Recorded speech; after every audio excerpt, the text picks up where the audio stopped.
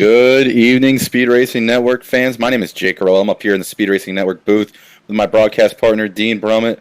We're bringing you live here to Kansas Speedway for the second round of our Xfinity Series playoffs for the Buschy McBuschy Lite 150. Dean Brummett, man, how's it going for you, bud? Buddy, it's going good. I tell you what, we got to see a heck of a race last night in the Truck Series. And, man, this Xfinity Series last week at Talladega played some exciting racing. And, man, if that Truck Series is any indication, I think tonight we're going to see us another awesome race here. Oh, I totally agree with you there, Dean. I think it's going to be one heck of a show tonight. You know, these Xfinity cars are a little bit different than the trucks. I think it's going to be all about riding up along that wall on the outside once these tires kind of fall off from that fresh feel these drivers will get when they come down pit lane to get 4 Goodyear tires. I think, like you said, Dean, this is going to be a great race for us here at Speed Racing Network. And, you know, obviously we'll get to that, but let's move on here into the show, Dean, and give these fans at home a little insight about our league. Yeah, Jake, here with the Speed Racing Network Xfinity Series, we run a 20-week season with a few off weeks here and there, but we've got fixed setups, meaning all these drivers have the exact same race car underneath them. You will see different sponsors and manufacturers, but all the cars are set up exactly the same. They have one fast repair to be able to, if they have any type of damage, any issues out on track, they can come into the pits and essentially slide into a brand new backup car, roll back out, and continue the race. They pay $10 a week to race with us here in the Xfinity Series, and we pay each week as well as at the end of the season. $500, Jake, to that champion who manages to win these playoffs. And then we've also got a 5-person team championship that'll pay out $200 to split amongst those drivers. Absolutely. There's just money all over the place tonight, Dean Brummett. And here we go. We're going to, we did this last week, started off. We're going to give you an insight on, each and every week another driver within Speed Racing Network with matching wits with Gerwitz, who this week, Dean, got one of the, the top performers in the Xfinity League, Zach Taylor, tonight.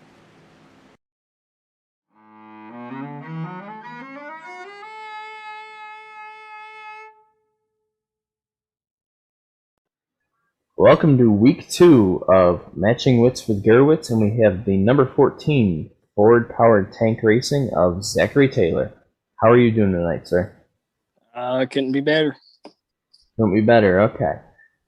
Seems you have 3 wins on the year. You got 2 of those early, and then seemed like everyone started picking up on how to pick up wins.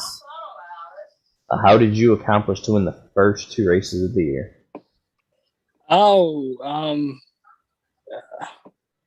Yeah, first one was a miracle.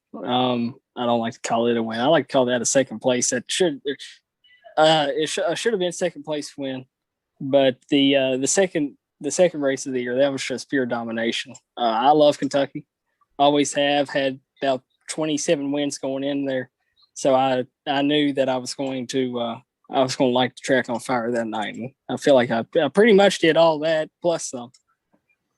Yeah, it was very good show you put on at Kentucky there. And how did you get your start into iRacing? Oh, Lord. So Jeff Fabiano in 2016, and I think it was 2016, did a full NIS schedule, NASCAR Racing Series schedule. And I just, I was like, man, I want to do that. I was watching this video, so I was like, that looks pretty cool. I want to do that. So I started looking into it and started watching the videos, and I started hearing Dale Jr. talk about it. It was like, oh, I got to try this, right? And now we're here 4 years later, 126 official wins later, and God knows however many heartbreaks later. Yeah, there's a lot of heartbreaks in this iRacing world, but you got the most bonus points. How is that going to help you moving through these playoff rounds? I think that's going to really propel me. I'm hoping it'll propel me to an easy championship 4 spot. I'm hoping I won't have to fight too awful hard here in the future to get through these rounds. It definitely helped me this round. We had the unpredictable Talladega, which I was lucky enough to squeak through with the top 4. And now we got very unpredictable Kansas. And with how the cars are driving this week, it's going to be, I think it's going to be a heck of a show. It should be a really good show with that multiple groove racing. You'll see the top line, the bottom line, the midline, and it'll be whatever line is the quickest will be what people's taking. But how did you get hooked up with Devin Zimmerman and Tank Racing? Whenever I first joined the league, I originally I was going to bring a league that I'm an admin, or a team that I'm an admin for, Hammerdown Motorsports. I was going to bring them over full time into the league, and then I saw Devin and them. I was like, okay, well they got spot for one more, so I'll just check and see if they want to affiliate. My plan was to bring in a brand new team, but they said, sure, let's do this affiliation thing, and I just kind of took off with Tank for the season. And I it's been ups and downs, but mostly ups, a lot of good times, and some funny guys over there.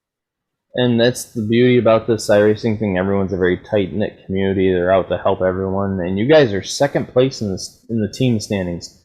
How are you going to go after and take the lead essentially away from Bronco Motorsports? You're not far behind. I think we all have what in us top fives every week. I think we could easily run top five. Obviously Jovi and Ducom, those are some tough guys to beat every week, especially, or even Gregory Joyner. Gregory Joyner over at Bronco, he's definitely done his fair share of winning and good, consistent finishes this season. So I think it's going to be a tough task. It's going to be an uphill battle, but I think we can get it done. Pretty easily, just by finishing consistently. Yep, and consistency is the key. But that is all the time we have tonight. Any last comments regards that you have tonight? Yeah. Actually, I have a major announcement to make regarding next season.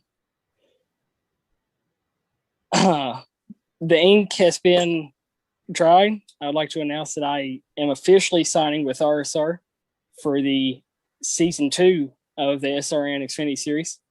I plan to drive the 14 car over there, and I look forward to an awesome season over there. I can't thank the guys over at Tank Racing enough. That's really got me into this league and got me going.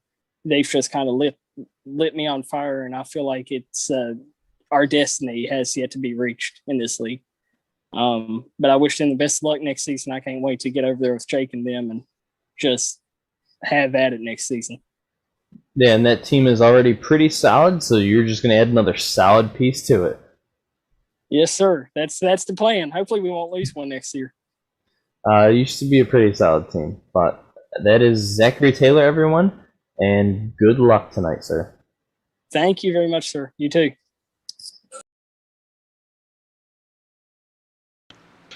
And another week of our latest segment, Matching Wits with Gerwitz there, Jake. You got to hear from young driver Zach Taylor, and what a great young driver he is. And I tell you what, he's going after here tonight, as well as at the end of the season, a little bit of money here with the Speed Racing Network Xfinity Series. And Jake, I tell you what, since he's going after that dough, why don't we go ahead and get into it here and talk about these race payouts. Tonight we're going to be paying out $40 to our winner. Second place is going to get $20, and third and fourth place will win back their entry fees.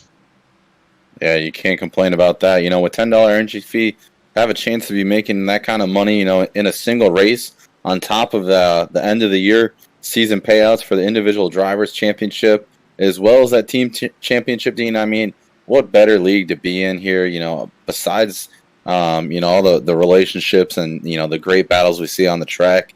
You can put all your skill towards, that winning mentality to get yourself, good payouts week in and week out. Yeah, Jake, and I tell you, another great thing here in terms of payouts is our season payouts sponsored by Griffith CPA firm. Our champion, as we mentioned at the top of the show, is going to win 500 big ones, Jake. Second place is going to get 300. Third will get 200. Fourth will get 150. And fifth will win $100. And then that team championship, Jake, $200 to split amongst those drivers. Yeah, I mean, what better, right? We were just talking about it, and here's even more money. I mean, $500 to win this thing, that's huge when, you factor in you only had to pay $200 for the whole season long of 20 races, $10 a race. I mean, you can walk away with some serious cash here at Speed Racing Network in our Xfinity series. And obviously, Griffith CPA firm, got to love all of our sponsors, including them, for helping this league. We wouldn't be able to be here, Dean, if it wasn't for our great partners. No, not at all. And another great partner that we have, Jake, is Butt Kicker, who's sponsoring our Clean Driver Award. Basically, this is an apparatus that you attach to your sim racing rig to kind of give you a more realistic feel. Bumps, turns, chassis movement, just a little more in-depth realism, Jake. And that's going to be paid out to our driver with the least incident points at the end of the season. And if you're one of our drivers or a fan at home who just happened to stumble onto our broadcast this evening and you want to get your own Butt Kicker, you can use our discount code SRNDS20 for 20% off of your order of your own Butt Kicker. Yeah, always have heard great things about Butt Kicker products. So make sure you check them out. And something else here, obviously, we got the Tropical Smoothie Team Championship standings. Trop is a great spot. They've got awesome smoothies, sandwiches, other things like that. Make sure if you got one in your local area, please check them out. It is absolutely amazing. But here we go. You got Bronco Motorsports on top of this thing. They've got 3 wins, but don't look behind them. These other 2 teams trying to run them down. They've got 3 wins themselves with Tank Racing in second, and then Roell Smith Racing there in third place with those 3 wins as well. And then you got Rev Racing with that solo win in fourth place. I just think it's kind of a three-team show for this team championship. We really don't have that many more races to go, Dean, where teams can really make up big ground on these guys in front of them. And then you got Team SRN there. You see, they don't have a win in that column, but hey, man. Consistency is key, and at this point, what better way to finish the season out as a team? Maybe move up a couple spots. You might not be able to catch that, first place team, but at least you could say we've put all the effort in, because that's the real big key here for the team championship. And then finally in 6th, you got R&D Motorsports.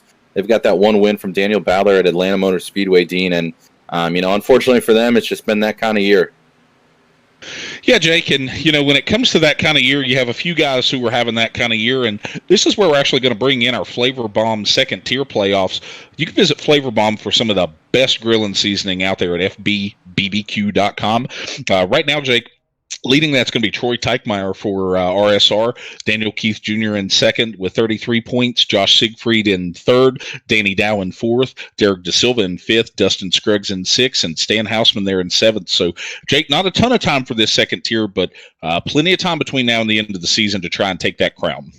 Oh, absolutely. I mean, you gotta remember too. We do go to a road course, so if any one of these guys on this list, are a little bit better than the rest of this field on that type of track, there's a lot of points to be made up, obviously, and then you factor in we could have some other guys that weren't able to show up last week at Talladega for things like that in their personal lives.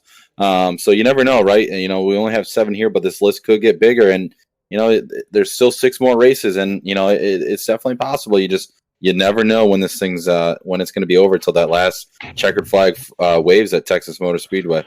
Yeah, Jake, absolutely. And I tell you, buddy, this is the big one right here, man, the actual playoff standings. As we take a look here, Rhett Tucker leading the way for Bronco Motorsports. You got Zach Taylor in second, Jovi Saguiped in third. All the way down at the very bottom of that list, Jake, you got Emerson Ardon. And, rather than going through and kind of breaking these points down, Jake, why don't we tell the fans at home a little bit about each of these drivers, starting with Rhett Tucker. Yeah, and you see him here right on the screen. That's going to be our first place driver in the team or in the drivers' championship. That's Rhett Tucker, the 81 for Bronco Motorsports. Last week he was tied for first place, but again he was able to get that runner-up finish at Talladega last week, which is really, really big going into into the playoffs here. If he has a strong run, Dean, I think he's pretty much set to move on to the next round. Yeah, Jake, he's definitely turned it on the last few weeks, and another guy who's turned it on recently has been Zach Taylor. He had a few not-so-great races towards the end of the actual regular season, but got him a win right there at Richmond to cap the season off. He actually, last week, finished 2 spots behind Rhett at Talladega. And these mile-and-a-half tracks, man, he's been awesome on this season. 2 wins and 5 top 5s, so that I would definitely be putting some money on him tonight if it were me. Oh, yeah, you always got to watch out for him. But another guy, man, that's always very, very strong and consistent on these mile-and-a-half tracks is going to be that 3 car you see on your screen. That's going to be Jovi Saguiped of Roell Smith Racing. Was able to capitalize at Talladega Super Speedway, grab that win, that checkered flag last week. And he's got a lot of cushion coming in tonight. And Dover, he's got a 26-point lead on that cut line. So he definitely has some room to breathe during these races. But again, I know Jovi pretty well, Dean. He is not going to take anything relaxed. He's going to race every single race, like it's the last. And I mean, that's why he's got 5 top 10s out of the last 8 races.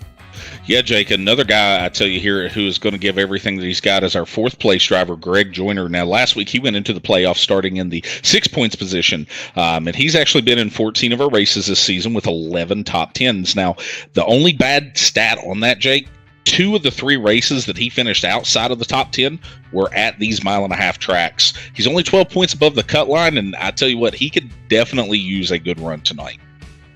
Yeah, and you never know. I mean, that consistency, that's what he's done all season long. So you got to watch out for that 85. But another guy here who's going to be in 5th place, Dean, someone we know pretty well ourselves. He's up here in the booth with us doing some truck series races, broadcasting down on pit lane. That's going to be that 6 car, Daniel Ballard, you see on your screen. He finished mid-pack at Talladega, kind of got caught up in that last caution, which kind of sent him to the back of the place. But, the last 1.5 mile track we did go to, Dean, was Atlanta Motor Speedway, and this was our winner. So, Daniel Ballard knows how to, get his car around these tracks. And on the season long, Dean, this is pretty alarming for the rest of the league. He's got an average third place finish on 1.5 mile tracks. So, I mean, if there's a pick to be made here to win this race, Dean, I don't know how you don't look at the 6 car. Yeah, Jake, and speaking of 6, you got 6th place, Mr. Mike Lepicki.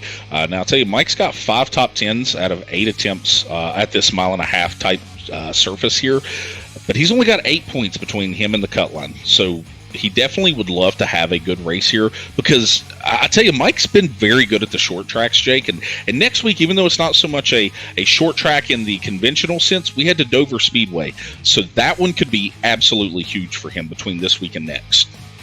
Hey, you got that right there, Dean. And another guy here who is pretty strong on these 1.5 miles is going to be Aaron Gerwitz in the 09 car for Rev Racing. His best finish so far this season has been 4th place, but I know Gerwitz is aiming to get better than that. He's been very, very consistent on these 1.5 mile cookie cutter tracks. So as long as he stays out of the wall or doesn't get involved in an accident or anything like that would send him towards the back of the pack, under a yellow or anything like that. The 09 of Rev Racing for Aaron, I really, really think he could, put on a show here tonight. Yeah, Jake, another guy who's going to put on a great show. He's got a lot to live up to here is Marshall Stanley in the 25 car. My number in the Cup Series, and my old number last year.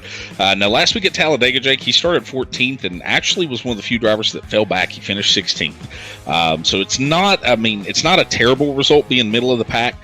But the big issue with Marshall tonight, he's only got 2 top 10s at these 1.5 mile tracks this season.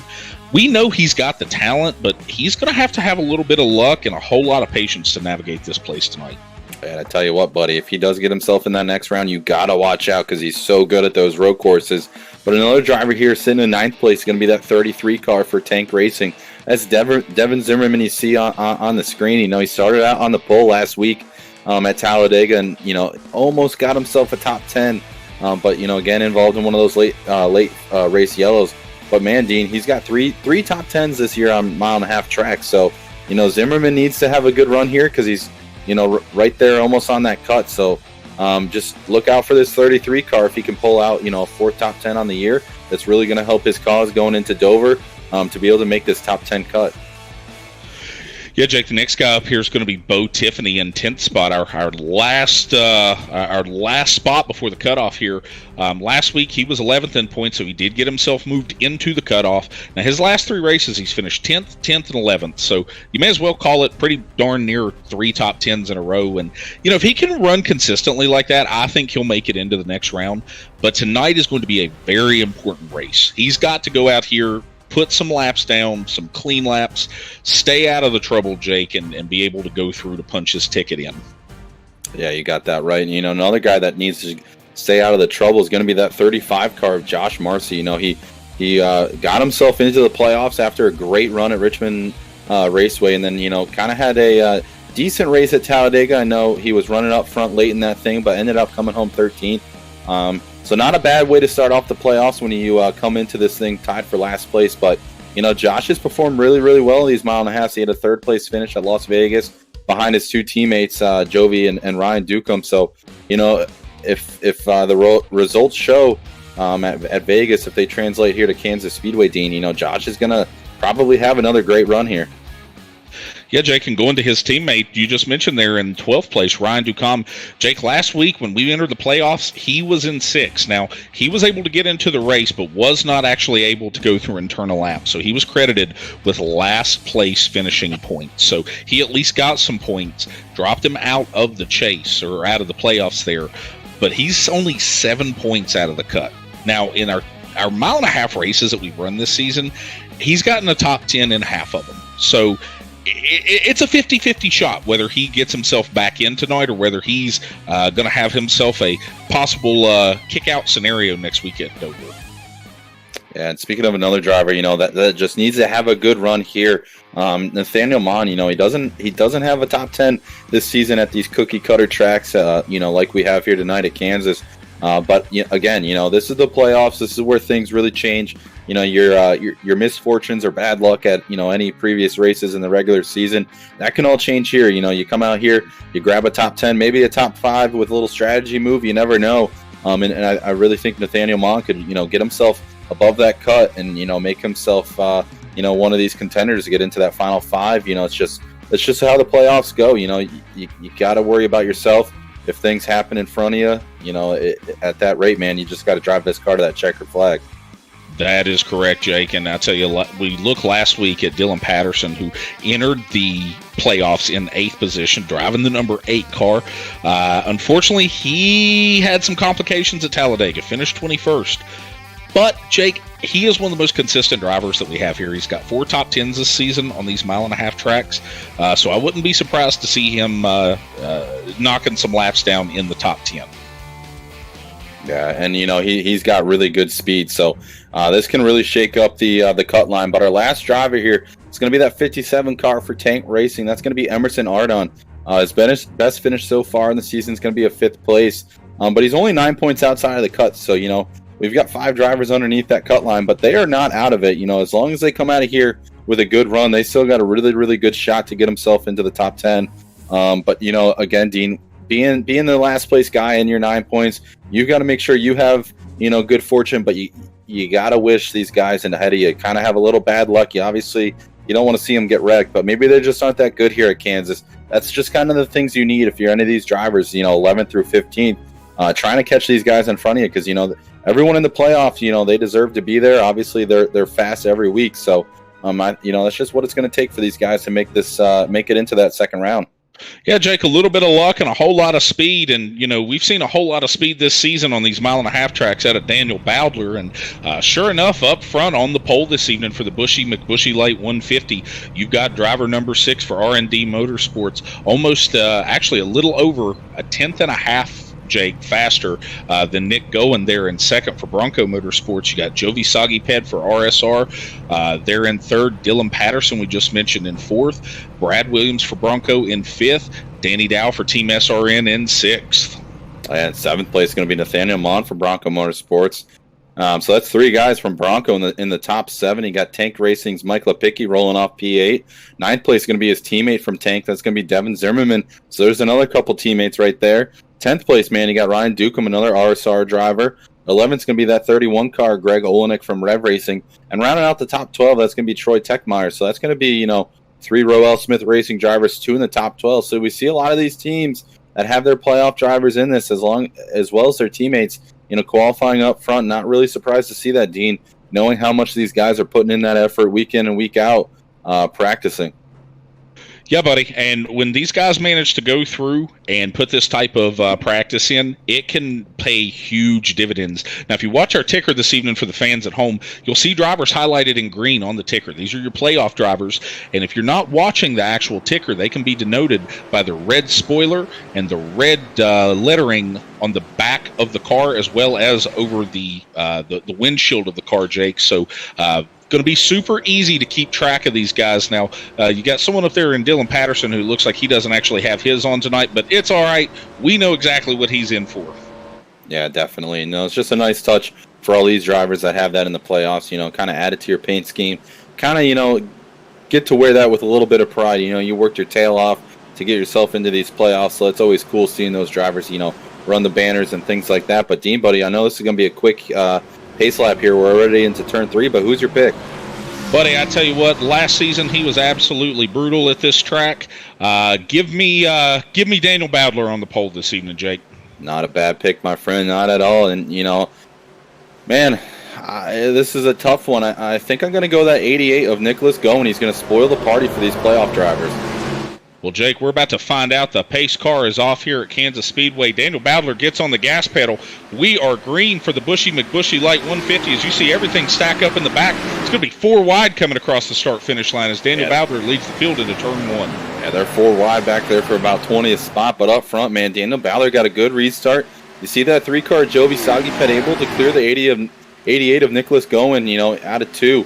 So right now you got these two guys kind of pulling away a little bit, but I believe Nick's going to get a good run here through 3 and 4. But, man, he's under attack right now by that 8-car on the inside of Dylan Patterson as they head out of 4. Out of turn 4, Dylan Patterson underneath Nick Goen. He's going to try to get a run here, but, Jake, this outside lane carries a ton of speed. You're going to see these guys fan out 2, 3, possibly even 4 wide throughout the course of this race. Right now for Dylan Patterson, you know what the car has done through practice, but you haven't really had a ton of racing around everybody else time. As you see him begin to fall in line right there with Nick Goen, get up by the high line. Jake, this track is very unique in terms of the multiple lines that it runs. It reminds you of right here, Dean.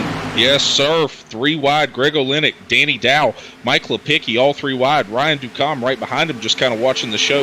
We saw last night in the Truck Series, Jake, this gets very, very cramped very quickly as you see these guys kind of fan out, spread out, and say, hey, it's early in the race. Not willing to risk it just yet. Yeah, and especially for that 7 and that 46 car, that's going to be Mike Lepicki in the 46, Ryan Ducombe in the 7, man. Those are 2 playoff drivers. They don't want to see 3 wide on lap 2 there. That's pretty early. That kind of alarms them as you see them kind of check up and get away from that action in front of them. That way, if things do go south in front of them, they're able to get out of the way. But right now, man, this battle here for 7th place is pretty racy. Surprised to see the 21 able to make that bottom work. Kansas got that multi-groove, but the 21, man, just got a great job off of turn 2. He's going to set his sights on that 89 of Brad Williams, trying to hunt down and take over 6th place. Yeah, and awesome to see Danny Dow have a good run this evening, Jake. He's had some speed in multiple races this year, and whether it be just sheer unadulterated bad luck or whether it be some unfavorable internet conditions, he's just not had the finishes to show for it this year. So you see him up there ripping that high line, and just awesome to see that 21, one of our very first few members with Speed Racing Network. So always good to see the veterans get themselves a good run. But right now, Jake, Daniel Bowdler's right there in front of Jovi Saguiped, and each lap, Jovi runs a hair faster, then Daniel will run a hair faster, so it's kind of a cat and mouse game right now up front. Yeah, it definitely seems to be evening out up front, man. We got some action back here for about 15th spot, man. They were 3 wide going into 3. They're 3 wide at the finish line. 32 of Troy Techmeyer kind of checks up, doesn't want to be in the middle as they head down into turn 1. But, that's just the beauty of it. Guys want to go to the front early. Some guys rather save a little bit of their tire. That way, if this thing goes on a longer green flag run, they're able to catch those guys down and, reel them back in and make up for those spots. But you can see here how different these drivers are running this track, running those multiple grooves. It's just a great place for racing, Dean. Yeah, Jake, I tell you, right now, one driver who I'm looking at who's not having much fun at all is Zach Taylor. He actually started this race 22nd. He's up to 17th right now. In terms of his qualifying effort, Jake, I'm not exactly certain what had happened, but just not the effort he was looking for. So he's got a lot of work to do here this evening as you see him fight to the outside of Marshall Stanley. And Aaron Gerwitz in the wall in front of him. Zach Taylor gets in the wall right behind him. Josh Marcy going to check up behind him. Emerson Ardon, Daniel Keith Jr., big cluster coming to the line here, Jake. 3 wide as Josh Marcy's going to take 3 cars at once as he heads down into turn 1. That's the best feeling right there. You get 3 cars in a matter of 100 yards or so. But that's 2 playoff drivers there getting into the outside wall with the 09 and the 14 is Zach Taylor. So you got to be careful with that. It's pretty early to be doing anything like that here on lap 7 it was when they got into the outside wall. So maybe kind of tone it back down. You don't need to be running that hard. Obviously, you're running back here in 16th spot, but you got to remember you can't knock the right side door off this thing this early. No, man, and we saw it a little bit ago when we went on board with Troy Tuckmeyer. Looked like his right front was kind of crinkled up just a little bit. I mean, the slightest bit of contact, as much aero dependency as what these cars have, it could be a race killer. Now, I know for a fact, Jake, I mean, last season, I mean, this track holds a very near and dear memory to myself last season with the Xfinity Series. I was on the verge of being knocked out of the playoffs, and at that time we had a much more cutthroat type playoff system. Every race somebody went home. You didn't get 3 weeks. And laid up in the hospital, sick as could be, I was able to pull one position to the good to continue in and eventually punch my ticket into the final 5 for the championship. So, like I said, this place holds some near and dear memories to me, but what few memories I have of that, I can promise you these guys are ripping this wall and driving this track a lot better than I did last season. Absolutely, and that's the thing, you did have COVID, but barely, scaving by here at Kansas, but, that's all it takes, right? You don't have to come out here and win this thing. You just got to point your way.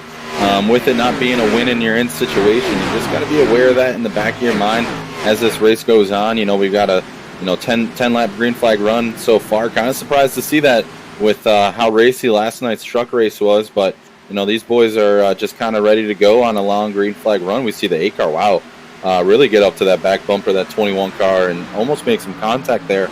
And you're going to see there just the momentum the 8 has to, from checking up, loses so much momentum. He's actually able to run down the 21 car, but that's just how it works here. But, man, we got a battle for the lead right now.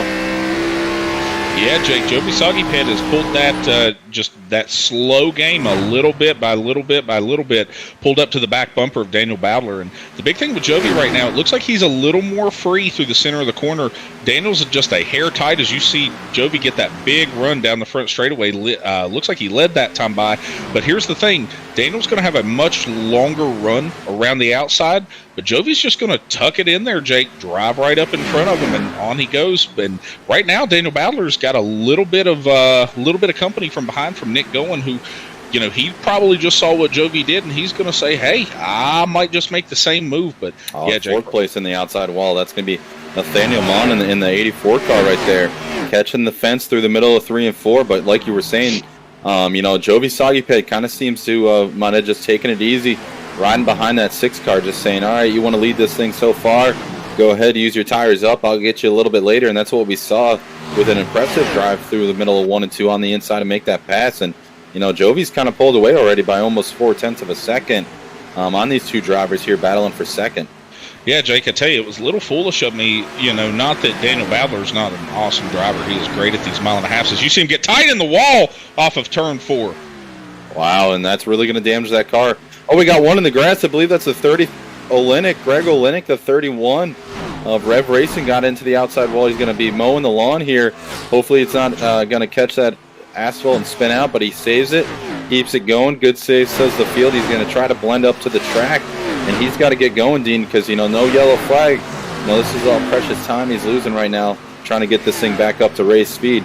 Yeah, Jake, I tell you what, that cow was grazing right there, and if I had to take my wild guess, I believe that there may have been a little bit of cow patty bingo played in the cockpit of the 31 car that time by. So good save there for Greg Olenek going through the grass. Don't know quite what happened, but Jake, to my point a little bit ago, Daniel Badler right now losing a lot of speed. It was Daniel Badler's an awesome driver at these 1.5 mile tracks, but man, I just remember Jovi Saguiped back at Homestead, how great he ran that race up by the wall the entire time, and just a little bit of track position kind of snuck him in the end there at that race. But I tell you what, he definitely took his lessons from that one, is out front, and right now Jake has actually pulled away by about 1.5 seconds over Nick Goen. Yeah, it's a sizable lead right now. Honestly, this kind of reminds me when I jumped down into the Xfinity Series for that Darlington race. Jovi was one of the couple drivers that gave me a run for my money in that race. And, there's a lot of similarities with Kansas and Dover with, running up by the wall. You got to be aware of it, not to get that car too far up, because all of a sudden, man, that outside wall just wants to reach out and suck your car into it, which we've seen, come out and bite a few drivers already early on. I've got to say almost, 10 cars I feel like I've seen Dean already hit that outside wall. And we're only on lap 18, and with this thing being a green flag run, that's really going to slow your pace down and let these guys behind you run you down, or, if you're the 3 car, start pulling away and gapping the field. But I tell you what, man, look at that second place driver, Dean. Yeah, Jake, that outside wall has definitely come to bite a few drivers here over the last few laps. And, the one that has definitely taken the worst impact on is Daniel Bowdler. And he's in the wall. Danny down in the grass. Daniel Bowdler just touched the wall again, Jake. So that driver of that 6 car is having himself a very, very rough time.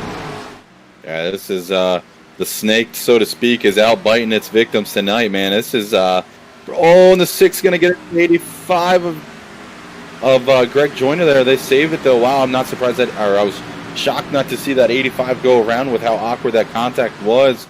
Just the location on the car and knowing how iRacing is. But again, man, this 6 car is just struggling right now. He's praying for either yellow flag or something that, or green flag pit stops. But that's going to be probably another 18, 20 laps away. But Jake, I'm telling you, man, I'm not counting Daniel out of this race just yet. Yes, he has fallen back to 12th, but it reminds me an awful lot, man. I'm telling you, it reminds me a ton of that Homestead race. If you'll remember, I actually started out pretty close to the front. Very early in the race, just kind of roasted my tires, fell back, had to kind of learn what the car wanted as you see Zach Taylor move around Daniel Bowdler there for the 12th position. But it took me a while to learn what the car wanted, and I was in the right place at the right time towards the end of the race. So right now, Jake, like I said, that driver of the 6 car, he's just got to manage until it's time to come down to pit. When it's time to come down to pit, as hard as we've seen him hit the wall, I believe he's going to wind up having to use that fast repair. But like I said, right now, buddy, I mean, you've got Jovi Saguiped, who's now close to a 2-second lead up front over Nick Goen. Yeah, and I just want to see if we can't get that 13 car on the screen, man, because he started this race in 18th spot. He's just made the pass for 6th place. This is an impressive drive here for Beau Tiffany. We were speaking about it when we were running through the playoff drivers, how he really needed, a really good run here. And I tell you what, if this mojo for this 13 car, he's got that new paint scheme with the chrome blue flames and the matte silver, man. That's a good looking piece right there. But I tell you what, Beau Tiffany, if this thing keeps going green like it is, this 13 car is going to be marching his way to the front. Yeah, buddy, I tell you, that is a very sharp-looking car. Sometimes some of the more simple paint schemes are some of the best-looking ones, and right now that 13 is absolutely on a march through the field. And Jake, I imagine here shortly we've got to be coming up on green flag pit stops probably within the next 20 laps or so. Yeah, it's looking like the 3 car right now has got about 15 laps of fuel, so that'd probably bring them to almost 36, 37 laps. You don't want to run it too close to running out, because if you get a yellow flag, you could get yourself in a crummy situation. So this thing's definitely going to be a 2-stop race to the end of the race if this thing does go the full distance under green flag. But man, I'd be really shocked with how many guys we've seen hitting that wall. All it's going to take is one of those drivers to hit the outside wall and bounce down into a driver who's going to be on their inside. But man, it's kind of interesting this late in this run to see these guys making this bottom line work. And you see Danny Dow have to really check up on that outside, as he probably got extremely tight off the exit of the corner and didn't want to slap the outside fence, for a second time so far. And you see Beau Tiffany moving through the field again, going into up for 4th place if he makes this pass. What a pass, what a drive through the field here, Jake. And if you're Jovi Saguiped up front, you're getting this information, from your spotter, from your crew, letting you know who's got runs, who's moving, who's not. And, right now Jovi has stretched it out to 2.3 seconds over Nick Goen. And with Nick Goen, I mean, he's just a very, very patient driver, Jake. You saw him lead a bunch of laps at Bristol Motor Speedway. Now, not quite the same type of track, but then right behind him, Brad Williams. You mentioned Beau Tiffany in 4th, Danny Dow there in 5th, Michael Pickey in 6th. Dylan Patterson has fallen back to 7th. Then in the 8th position, you've got Devin Zimmerman, Greg Joyner there in 9th, and Nathaniel Mond there in 10th. So, Jake, a lot of movement here towards the start of the field, but the biggest movement that we're seeing right now, it's not the movement you want. Mentioned it at the top of the show, our pole sitter, Daniel Bowdler, falling back to 15th right now. He is struggling with that race car, Jake, and, I know you said that you're looking at about, maybe lap 35 or so. If you're that 6 car, do you kind of short pit force everybody else's hands just to get your fast repair? Try and get what you can out of a set of tires. Yeah, I just don't know how soon you can really short pit it, because you can't do it too soon and have to make an extra stop. That's the problem with it. You got to go long enough to make that last run to the green flag, just enough to make it on the fuel level there. So he's gonna have to be probably another I mean, this thing's 50 laps. You know, if they can go another 10, that brings it to 37. That's 74. So he's going to have to go another, probably another 6-7 laps, you know, on this tank of fuel right now to make it worth his while, or else he's really just going to keep shooting himself in the foot here. Yeah, and long race here, Jake. I mean, with having 150 miles here, I mean, it's a short race, but it's a long race at the same time. You know, while you may have made your mistakes early, that may just be it. That may be the only mistake that you make the entire day. And hey, in the end, it may play out for you as we see Greg Joyner move up here around Danny Dow. Oh, he's going to ever so close. Right in the wall, dude. I think he was almost using it like the cushion in dirt race, and don't think he was really in it. But that right rear quarter panel, man, it was scraping some of that red paint off. And I tell you right now, there's 3 Bronco drivers in the top 8 of this thing. So, you know, great run so far here for Bronco Motorsports as we see the 89 of Brad Williams get around his teammate and start to pull away almost a half a second to Nick Gowen. So the 89 car is going to see if he can't make this distance between himself and Jovi Saguiped kind of shrink. Well, Jovi's got clean air right now, Jake, and I mean, to a degree, Brad does too. You know, with Jovi being close to 3 seconds ahead, you know, there's not as much turbulence, anything behind him. You know, it looks like that time by, he actually ran a little faster than Jovi. But the big thing here is you're coming up on these green flag pit stops, and this is such a tricky pit road. I honestly think of all the green flag pit roads that you could possibly try to get down to pit road speed, get off the track, between here and Chicagoland are probably 2 of the, if not the trickiest, Jake. So we saw some mistakes last night in the Truck Series that led to some big moments for some drivers. But here in just a few laps, we're going to see these guys try to navigate. And the big thing is, did you practice it in practice at all? Or is this going to be your first flying lap onto pit lane?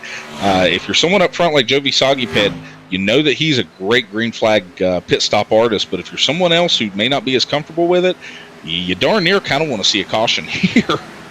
Oh, I mean, that's what all these drivers that aren't leading this thing are wanting right now. Because here's the thing, too, Dean.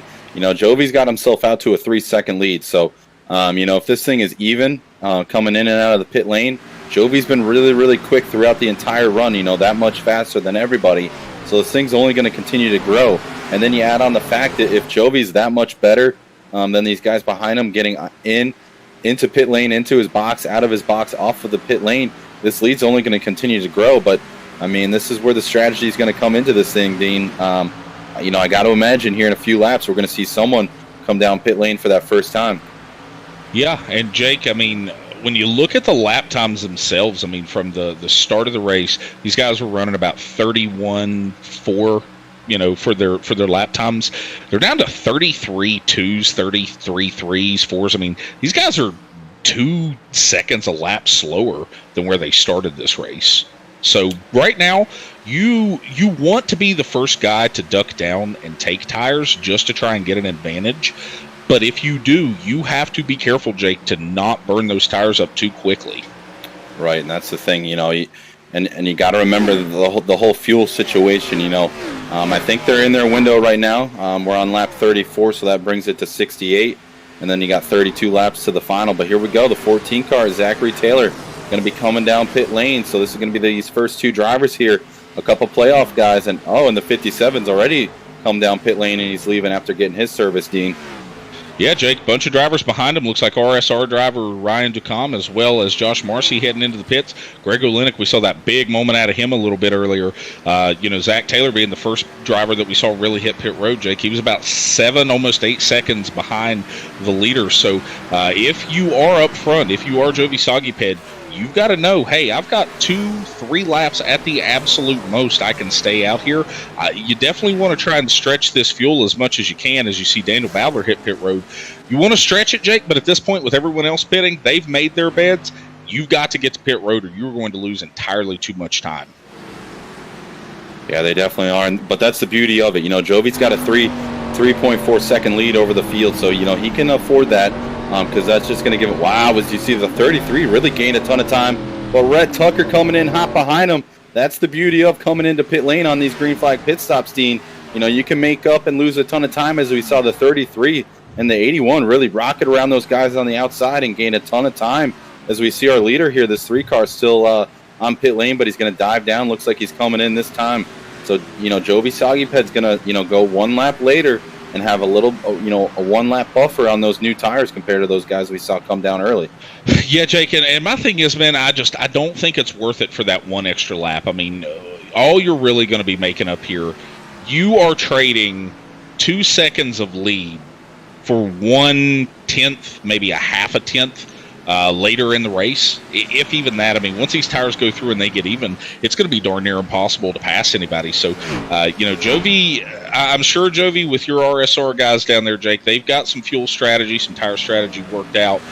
But I think right now, I don't know. I think he may have stayed just a little bit out too long. As Nick Gowen just went to go into the pits, and he actually overshot his pit box, had to back up just a little bit. So that's going to cost him some time in that 88 pit. Yeah, it definitely is. I saw that there watching the leader of the race, come down pit lane. And right here, you got to make sure you don't speed. You got to make sure you blend coming out of the corner before that or after that pit lane cone. But I tell you what, man, the car I don't see on the screen is going to be that 89 of Brad Williams. Jovi Saguiped looks like he's going to retain, that same lead length, if not even more. Even though he pit, a lap or two or a lap, after these guys. So, 3-car a little bit quicker, maybe on the pit lane or whatnot. But we're going to see here where it stands, when he comes across the line. Yeah, this time by, Jake, actually looks like he's got himself a pretty decent little lead here, 2.8 seconds. So, I mean, he really didn't lose a ton. I mean, in comparison to Zach Taylor, I mean, Zach was close to 8 seconds behind. So you just see how much those new tires can play dividends here. He's going to move up about 3 seconds. So coming into the pits, Jovi had about a 3.2 second lead over Brad Williams. Brad's in third right now, and it's about the same. It's about 3.2. So if you're Brad Williams, you've kind of seen what that first set of tires can do. You've seen how fast, how hard you can push them. And right now, Jake, this might be the time to try and get all the good that you can out of these tires, just knowing how well you can manage them. Yeah, you got to go. And, Zach Taylor is going to really make it tough for this 89 to get by. So, that's only going to, fall into the hand of the 3-car even more is when if Brad Williams is able to catch Zach and make a move for second place, it's only going to stretch that lead. But right here, we got the 23, Daniel Keith Jr. making a move on the inside of that 33 car. We're going to see 3 wide off of turn 14. Really surprised to see that here, early on in a run like that. Well, Jake, you saw Rhett Tucker, how aggressive he was getting on the pit road. You got to make up everything that you can. You think you can go through, make up a half to a second or more on pit road. And sometimes, Jake, if you can't pass them on the track, you've got to pass them in the pits. And, you kind of wonder there with as hard as he got into the pits, did he cost himself time? As you see Devin Zimmerman go to the outside of Daniel Keith Jr., 23 is going to give him all sorts of room to move to the outside. But you kind of wonder there, Jake, did he cost himself any time getting in that aggressive? Did he help himself? Right now, Jake, there's your guy from a moment ago, the 89 of Brad Williams. He's looking to the inside of Zach Taylor, and Zach may be feeling the effect, Jake, of taking those tires 2 or 3 laps before the 89. Yeah, and you see the big run. The 14 gets off the corner, running that high line, but 89 able to keep him behind him as we go into turn 3 and 4. But the 89 man is just getting one heck of a run here. Getting by him, trying to run down Jovi. We'll see how it works out. If that gap is able to close or not anymore. Now that he's gotten into second place and doesn't have to worry about getting around another driver. Yeah, and Jake up front, Jovi, I mean, one of the big things he's got going for him right now, he's got a ton of track in front of him before he reaches any type of lap traffic. He's entering turn 3 right now, and the next car that I see in front of him as he exits turn 4 is entering turn 1. So, I mean, he's got about a straightaway worth of distance between he and the first lap car. So if you're Jovi Saguiped out front, it's worked well for you so far. You just keep logging laps, doing what you're doing. And I think, Jake, if it continues at the pace that it's going this evening, I just don't know if anybody can run him down in time. Yeah, really. I mean, it's going to be tough. Obviously, if these drivers see that yellow flag, that opens up Pandora's box for anyone else to make a run at it. But, I mean, it's the Jovi Saguiped show we were seeing at Las Vegas. We're seeing it here again tonight at Kansas Speedway. But we got a battle back here for 8th place of Daniel Keith Jr., Danny Dow, as well as Devin Zimmerman in that 33, and then Nicholas Gowen in the 88 with his teammate to the inside. Kind of surprised to see Nick kind of fall back this much. He saw that damage early on, but definitely looks like he used that fast repair up. So But I guess, though, Dean, it kind of makes you remember the fact that he kind of rolled through his pit box a little too far, and that's not what you want to do, especially on a green flag pit stop, because, seconds are huge under a green flag as opposed to under yellow. You're not losing actual time on the track as opposed to green flag pit stops. Yeah, and one big thing that's hurting him right now is just how stout of a ride that the 33 of Devin Zimmerman has. I mean, he's up there running that high line, Jake, and while Nick Goen can get a little deeper of a run into the corner, in order to make that pass on Devin Zimmerman, he's got to basically just slide up in front of him and hope that Devin doesn't, for lack of a better term, run over his tailpipes there. Right there he manages to slide up in front of him, but that's kind of how you have to pass this deep into a run on these tires. As you can see, the outside lane is definitely the preferred one, but you get a few laps here and there. It's like the outside grip kind of goes away. Everybody moves down for a few laps. Everybody's just trying to experiment right now, almost halfway through this race. A very quick race flashing by here, Jake, but they're just trying to experiment to figure out where is the grip, what's the long-term shot here, what do I need to do to move ahead of some of these guys? Yeah, and that's the thing. We see the 88 kind of surging back through the field, but this thing continues to go green. It's just going to be that much harder for him to pick up these spots because he's just got to consistently have better laps than these guys in front of him, and it's only going to be probably a 10th here, a 10th there. So that's why it's just so crucial to not make any little mistakes. And obviously Nick's not one of our top 15 drivers, but obviously he's trying to make up ground for that second tier playoff sponsored by Flavor Bomb Barbecue. So you always got to keep that in the back of your mind, especially one of these main playoff drivers. You can't let that happen, because if you go into Dover and you need a few points to get yourself in, you'll be kicking yourself over just barely missing your box. Dover is such a scary track too, Jake. I mean, it's one of those where as you see Dylan Patterson get into the wall. The outside wall. Yeah, big 85 had to check up, get it into the apron to avoid it. But you see Dylan Patterson get it going again. Bounce off the wall. That's all right. He didn't spin out or anything like that. So, not really going to hurt him that much. Might have lost a couple spots, but he's still running in 6th place. And I'm sure if he does have another fast repair in the bank, he'll be using it, the next time we see these drivers come down pit lane. Jake, that's going to be coming up here very, very soon, probably about 10 minutes or so. These guys are ticking these laps off very, very quick as we get ready to have our halfway this time by. As you see the back bumper there, Jake, our Zachary Taylor on the outside wall. Oh, big moment coming here. He got super loose there, Jake, as Greg Joyner's going to jump to his inside. But our thanks for Greg Joyner. We definitely appreciate it.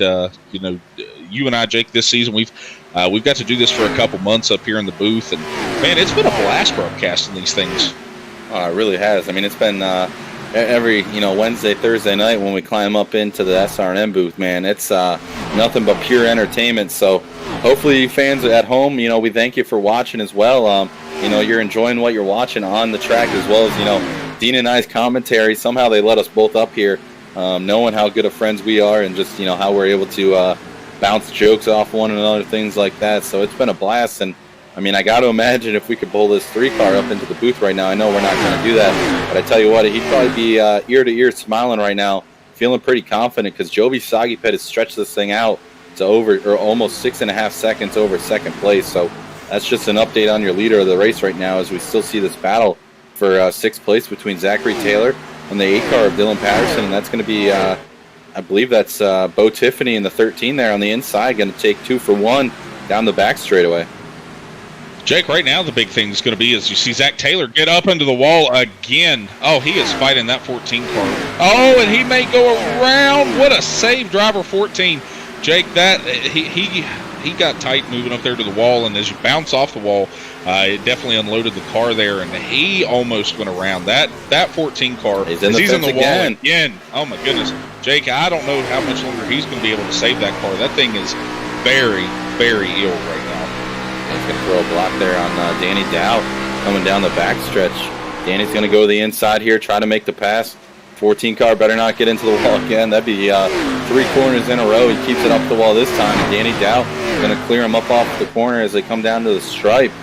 This 14 car is going to try to surge back with that big run. He gets on the high side, but I got to imagine Danny's going to go back up high. No, he's not. He's going to go to the middle of the track. A little bit different line than we've seen some of these guys. He kind of drifts up and gets back onto the gas, but Danny's a little loose. Both these drivers are really, really loose right now, all happening right out the front windshield of that 33 car. Devin Zimmerman, just kind of watching the show right now. And he's got to be careful. Jake Zimmerman's in the wall. Wow, Zimmerman hard into the fence. Sure enough, we say got to watch the two guys in front of him as he repaints the outside wall here at Kansas Speedway. So just a constant factor here, Dean. These guys just getting into that wall.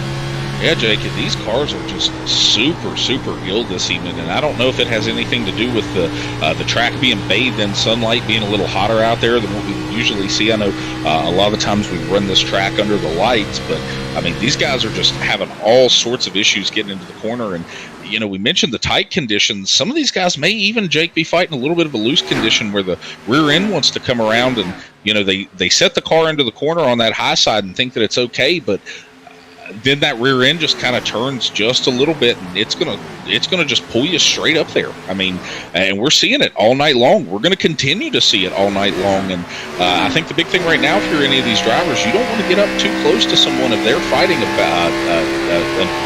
tight or a loose race car, because if they get into the wall and you get into the back of them, that could end your night as well. Oh, absolutely. I tell you what, these three drivers right here, they've been going at it with one another the last 4 or 5 laps. Neither one of them or any of these three drivers are able to kind of pull away from one another, and it's just been a constant battle here for 8th, 9th, and 10th spot. You know, no one wants to go. It's just giving us good, racing here under this green flag run. This 14's going to get a huge run off the corner, but he's just got nowhere to go because he's got the 21 in front of him. Going to give him a little push. He's going to try to get clear of Zimmerman. Probably would have thought he'd go to the inside, but doesn't get clear of Zimmerman as you see the 21 blink. And Zach Taylor into the outside fence again, man. Jake, another little battle I'm watching is a little further back here between Daniel Bowdler, Nathaniel Mon, and Stan Hausman. These guys, each of the last couple laps, they pretty well been nose to tail, and I think Daniel's just a little faster right now. He just hasn't been able to put his nose where he wants. As you see Stan go to the outside, and just look at the drive that 39 car gets off the corner, Jake. He's been very consistent, very clean this evening. Daniel's going to follow him up there to the high side as he continues his march back to the front, but that battle just a few laps ago, it got very, very tight, and they've got some cars up in front of them as Daniel's going to go to the outside and barely get to the outside fender of Nathaniel Mon, and it looks like he's going to actually complete that pass as we head down for turn number 1. Yeah, Bowdler's going to send it into the corner here, try to make it really work on that outside. But I guess he goes to the middle there. I'm sorry, I was looking at something else and trying to speak. But yeah, Daniel Bowdler making his way back through this field. We saw him really get that big damage where he kind of fell back to about 15th, 16th spot when they had those green flag pit stops. But if you're that 6 car or any fan of Daniel Bowdler, man, you are hoping and praying there's a yellow flag to reset this field, because these drivers, they're really they're driving their wheels off these things, Dean.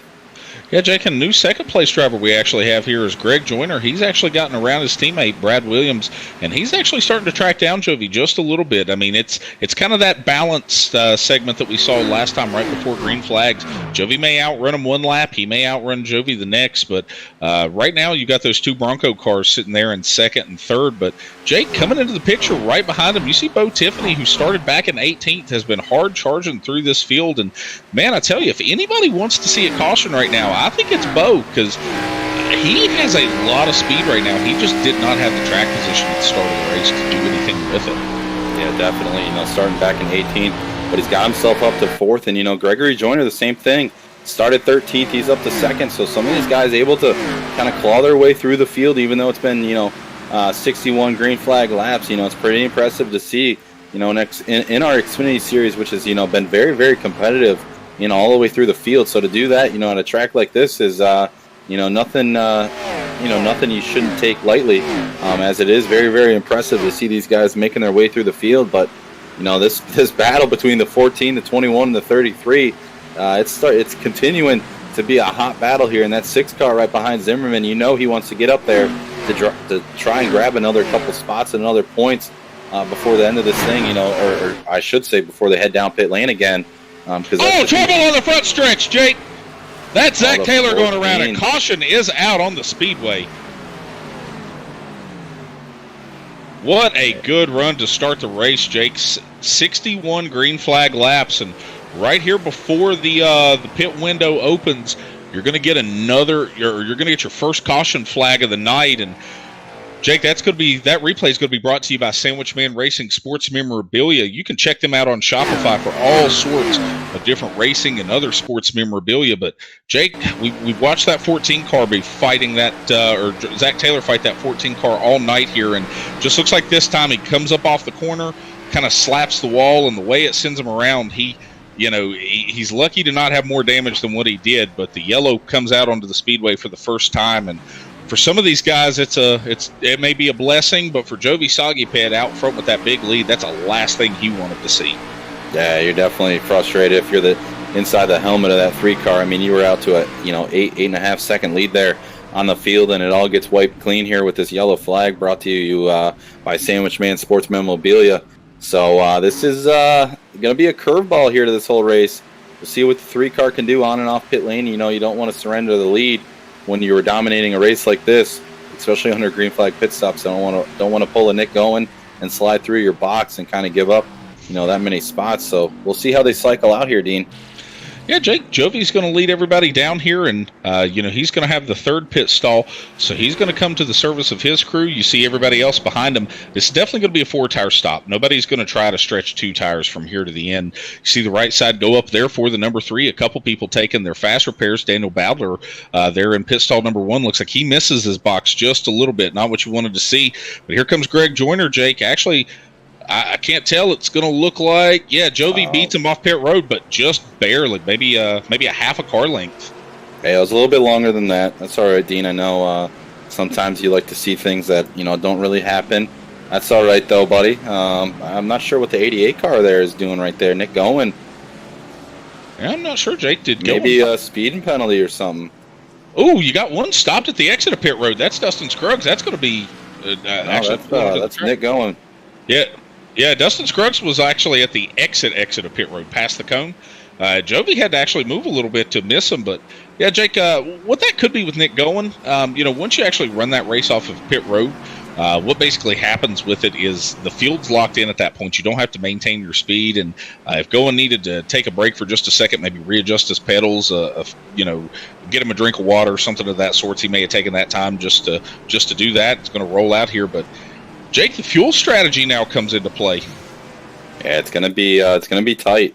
Not too sure when the green flag will come out. Maybe in a couple laps. But here we go, Dean. You see it on your screen. The graphic there. It's gonna be the SR or the Speed Racing Network All-Star Race. Our draft, the NFL draft's happening right now. We're gonna have our own draft that's happening this Saturday, May 1st. You can check it out on our YouTube channel. It's gonna be 8 p.m. Central, 9 p.m. Eastern. As well as then our qualifying races the next Saturday. That first one rolls off at 4 p.m. Central, 5 p.m. Eastern. And then the second of the 2 qualifiers is going to be 8 p.m. Central, 9 p.m. Eastern Standard on next 2 Saturdays from now, May 8th. And then Sunday night, Dean, that's going to be the All-Star race it's at 9 p.m. Eastern, 8 p.m. Central. So it's going to be a great show. Yeah, Jake, and last night we announced the draft order, and tonight we're going to show you what the cars are going to look like. This is going to be Sean Griffith's Team Silverback car. This is what his drivers that he's going to pick will be running. Next up, you're going to have Team Stimba under Jason Tripp. The beautiful red paint scheme, very, very similar. Not too sure who let him have a team, you know what I mean? I know, right? Well, then you got Team Buddha coming out there. Jake, who was team captain of Team Buddha? That's going to be Danny Setzer, our admin for the truck series, with the blue design on his cars, and then our fourth car is going to be Team Birdman. Their captain is Adam Pettit, who's the league admin for the Xfinity series, who's obviously racing tonight. Got that green color going because the money. So this is going to be an interesting event.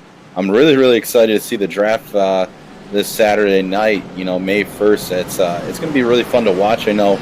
If you are able to tune in, it's going to be a cool event we got going on with our league admins, Sean Griffith, and that other guy, Jason Tripp, calling out picks. So it's going to be a great time this Saturday night. Yeah, Jake, and we talk about the Team Birdman with the pile of cash right there. Right now, you've got a pile of cash that you're chasing if you're out front with Jovi Saguiped and Greg Joyner.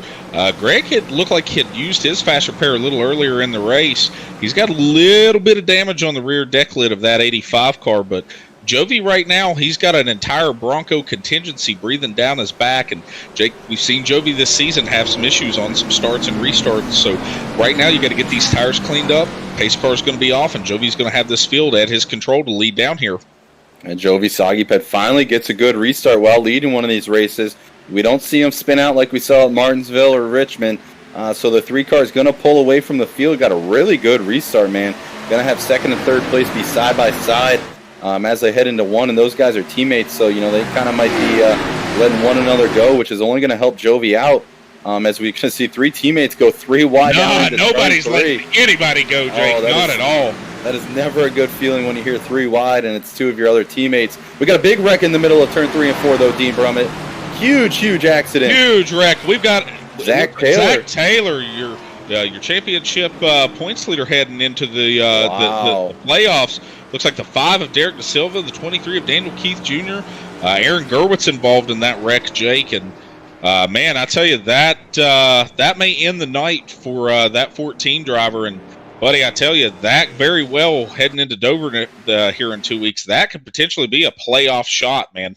Definitely good. And I think there were 3 of the tank racing cars involved in that accident. I believe I saw the 57 of Emerson Ardon involved, but this is what's going to start it down the back. The 23 really hard into the outside fence, and Zach's just going to get sent into the up the track. Or Tuckmeyer. These guys just got nowhere to go. Nick Gowen sneaks by, the 35. Josh Marcy getting by. Aaron Gerwitz able to check up and miss this. This was a big accident towards the rear of the field, Dean. Yeah, Jake, and I couldn't tell what really happened there. I couldn't. That angle, I think if we back it up just a little bit, I couldn't tell if Daniel Keith Jr. had gotten into the wall just a little bit and slowed his momentum up, and Greg Olenek just couldn't react in time. Yeah, he gets into the wall just a hair. It looks like, I don't even know if he and Greg made contact. It looks like Greg was going low to avoid him, but I don't know. I think maybe he just got a little bit of a shot from behind Jake. It sent him around and just sent a bunch of these guys around. Ton of cars involved.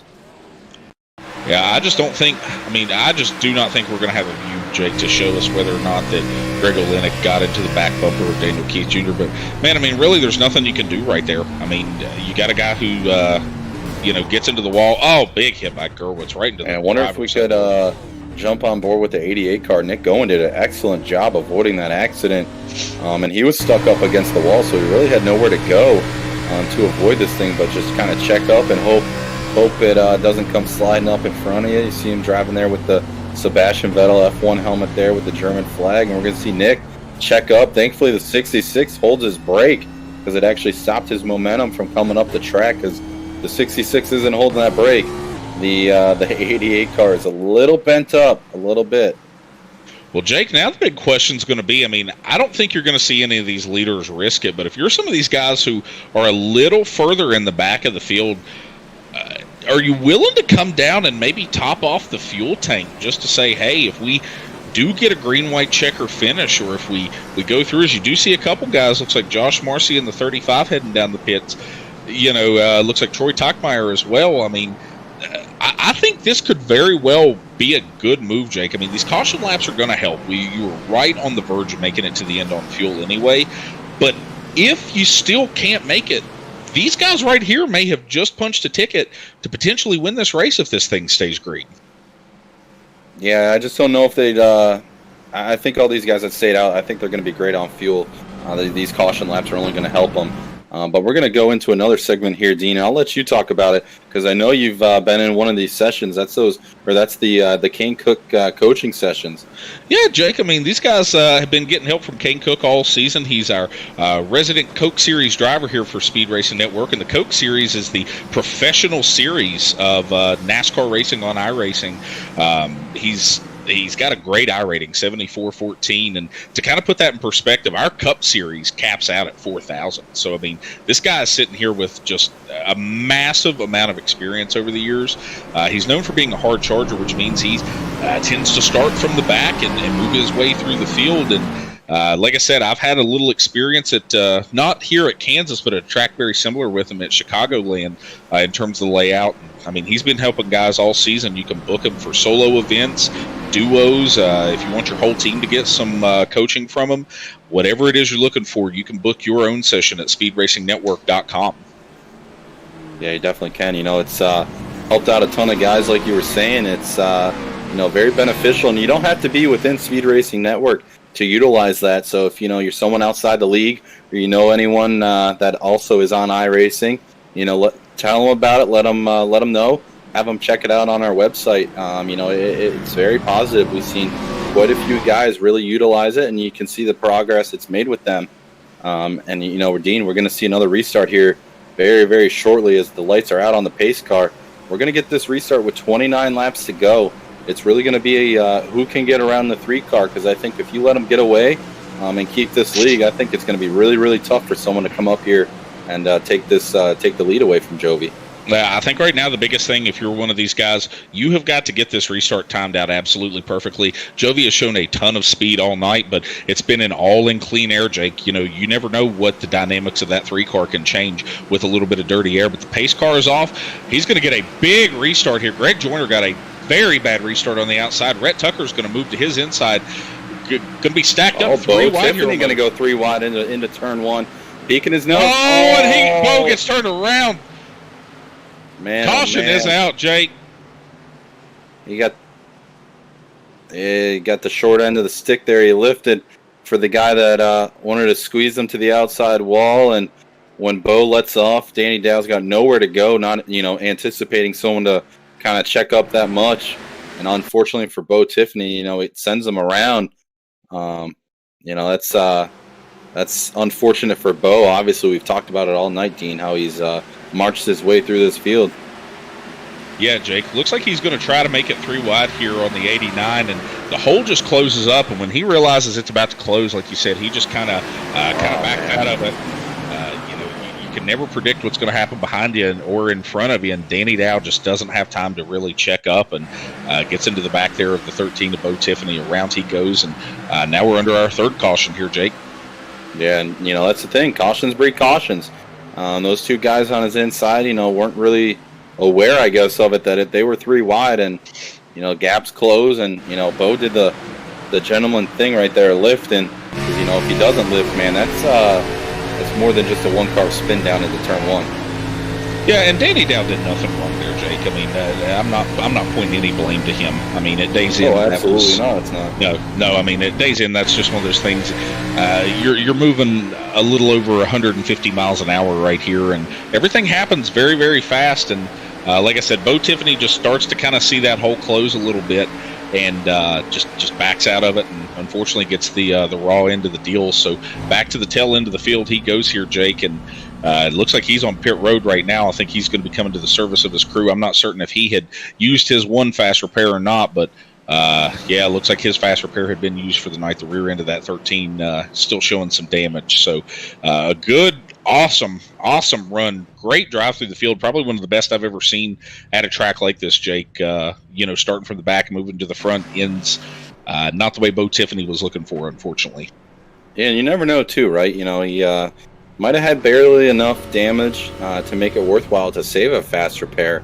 Thinking this thing might turn into kind of a wreck fest with all the yellow flags. And Jovi Saguiped saving fuel right now.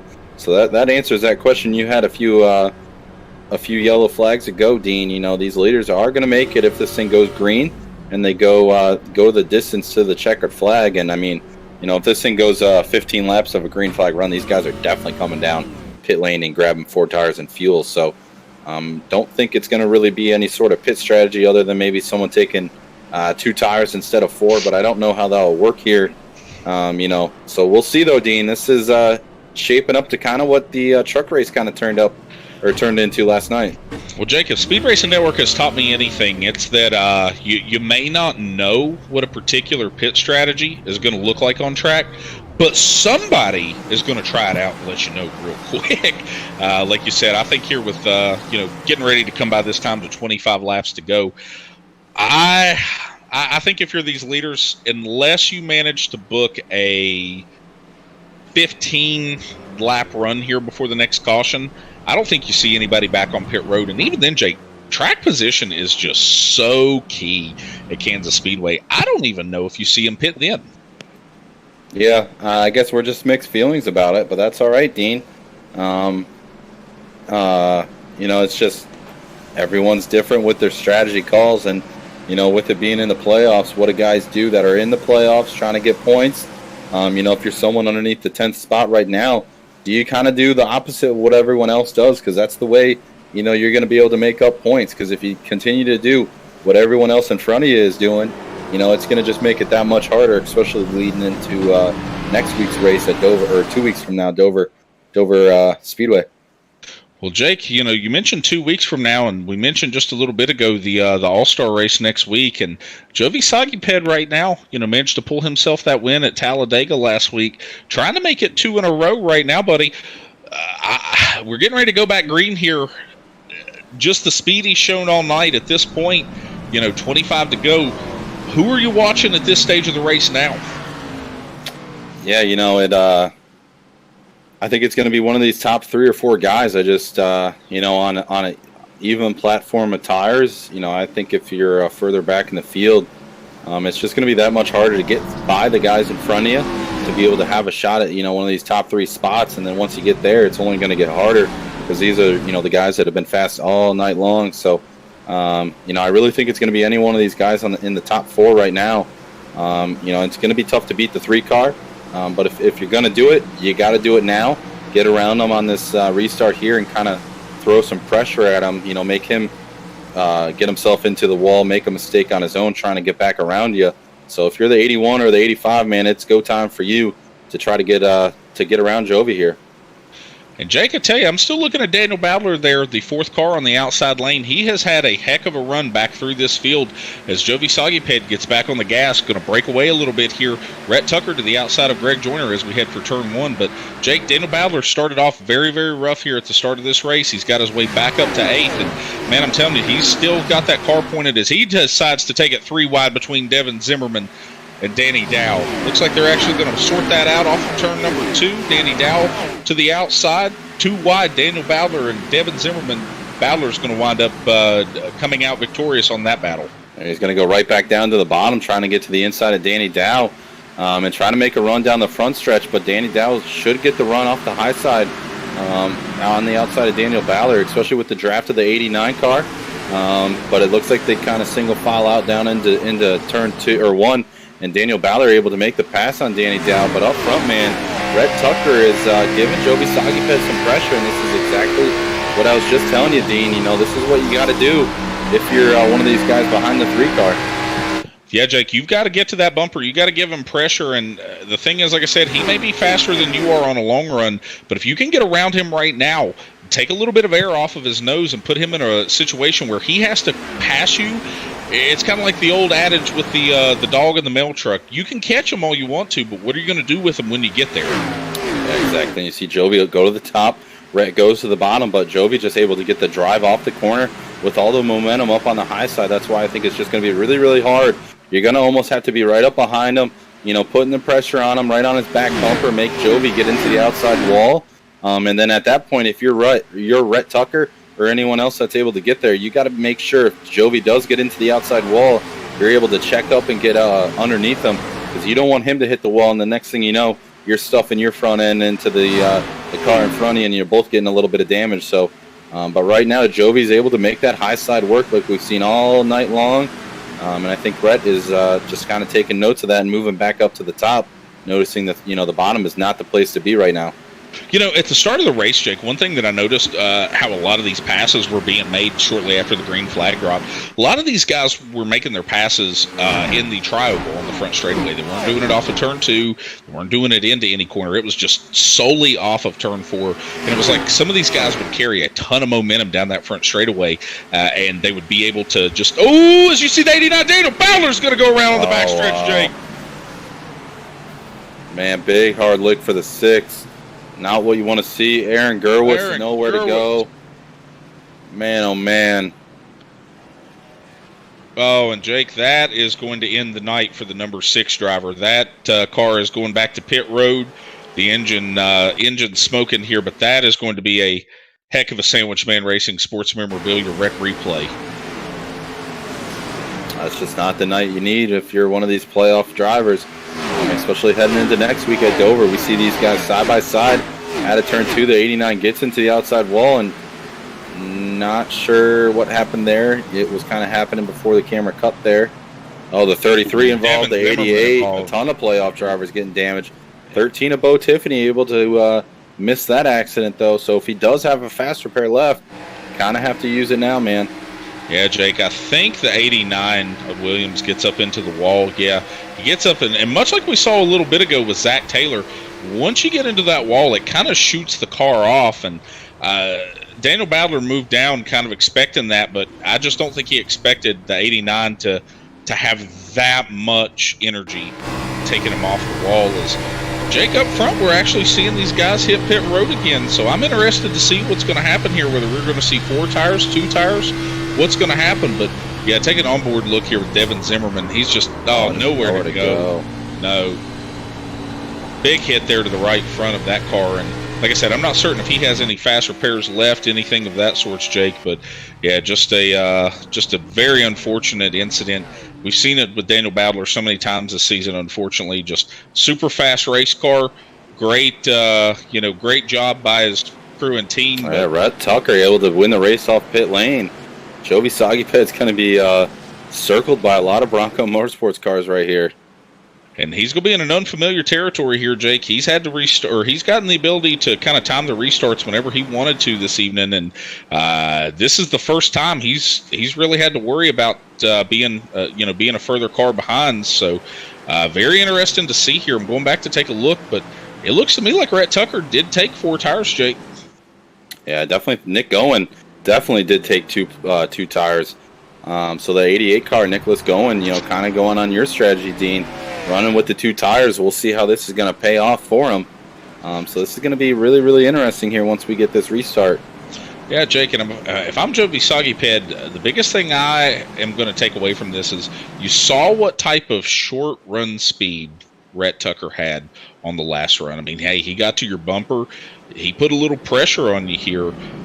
What you got to do now is to say, hey, I know I've had the long run speed tonight. If this thing turns into a caution fest, Jake, I don't know if Jovi can get back to the lead. But if this thing stays green for these final probably 15 or so laps that we'll have to go green, it could be a very, very wide eye open type of a finish. Oh, absolutely. But, it kind of makes me remember last night in the Truck Series. Cole Martin wasn't in the lead with Matt Johnson and Corey Saucier. Well, Matt Johnson staying out, and then Corey Saucier beating Cole Martin off pit lane, and Cole was, in third place on those restarts, but he was able to pull out the win, on the late race yellow flag or on the restart. So we'll see what Jovi's got. At the same time, he's been leading the race, so it's a little bit different when you're behind guys. Whether it's second right behind the leader or you're running someone down further back in the pack. You kind of use that driver in front of you, almost like a delta bar, so to speak. You see where you're at compared to them, where you're beating them, where you're losing time, and it allows you to kind of gauge where you can get better or what you're doing wrong. With now Rhett being in the lead, this opens the door for him to kind of make that mistake and get into the outside fence. So this is going to be an awesome restart. We've got guys up here with different tire strategies, things like that. It's shaping up to be a wild, wild west shootout here. Well, Jake, I tell you, we had mentioned some stuff here in regards to playoff implications, and right now, buddy, the biggest thing I'm looking at is you're going to have Daniel Badler with that DNF. He's going to be scored with a last place finish here at this race. Zach Taylor is 3 laps down, and unless this thing turns very yellow very quickly, he may wind up being the next to last driver here this evening at Kansas. So huge playoff implications here halfway through the first round of this playoff. And like I said, it'll be fun to run the All-Star race next week, but you know it's going to be in the back of those guys' minds. Oh, it's going to haunt them until we take the green flag at Dover. Knowing what you did here at Kansas, what it's going to mean for you moving forward. But this thing's not over. Some of these guys in between those drivers in that cut line could have the same bad luck, and then you don't really lose as many points as you would right now if this thing ended right here. But here we go. Rhett Tucker going to get a good restart. Jovi Saguiped with a good restart on the outside. He's able to clear Nick Gowen and get down to the bottom, so he's not going to have to worry about someone on his inside or outside going into one that's going to let him set his sights on Rhett Tucker. So this is going to be interesting to see how this 88 car does also on 2 tires. as we see Jovi work the outside line. He's going to get the run. Oh, we see a little contact there further, in about 5th place there, Dean. Yeah, big move there. Greg Joyner looks like he got a little loose off the corner. I couldn't tell if he had any help or not, but that's going to let Marshall Stanley and Dylan Patterson get underneath him. And at 25, just slowly creeping to the front. The 8 car is too. But, Jake, right now, all bets are off, man. I mean, these guys are going for everything that they have.